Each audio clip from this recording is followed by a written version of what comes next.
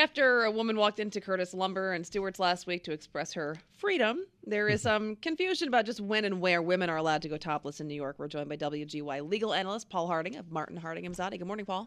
Good morning, Chuck. Good morning, Kelly. Hey, Paul. So this apparently is our favorite topic over the last couple of days. I had nothing to do with the topic selection. It does seem like it's coming up a lot. Yeah. Well, women do. I was saying last week when this happened that if she just had a pair of pants on, she'd be okay, right? Would she? Well, she would under this particular statute. Penal law, this 245, does require that there be nudity and a lewd act.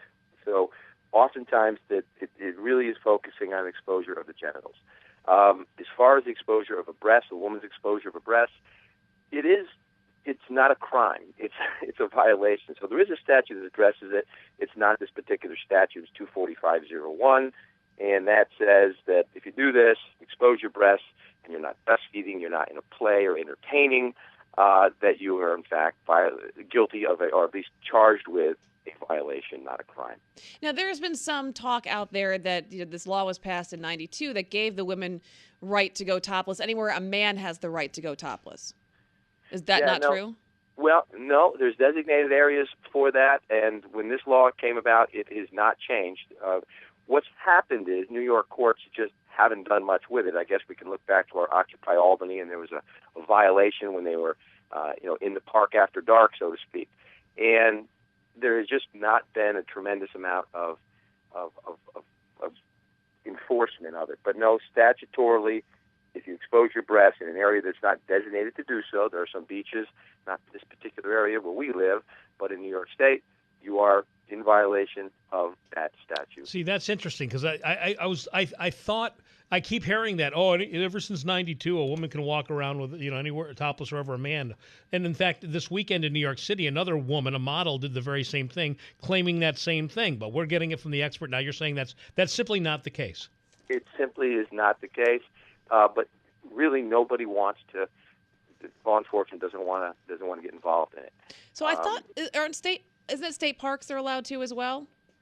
And there are particular areas within particular state parks. Okay. And that, again, more confusion. People think they can go to state parks and they're protected. People think that if men can take their shirts off, they can. It might get there someday. We might become Europe, I guess.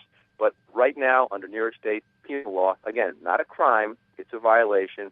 But by the same token, you could get arrested. You could be booked and then come back to court, and probably the ticket will get dismissed. And did you also say when in your first response that for like issues of matters of like breastfeeding that is legal in New York?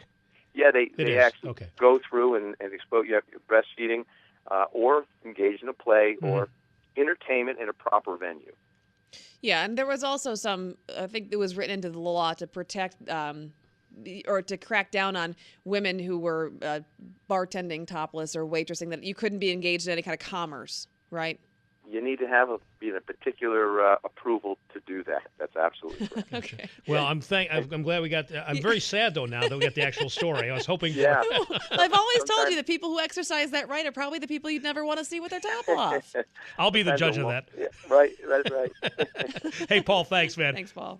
Okay, guys. Bye-bye. Paul Harding from Martin Harding and Mazzotti. 1-800-LAW-1010.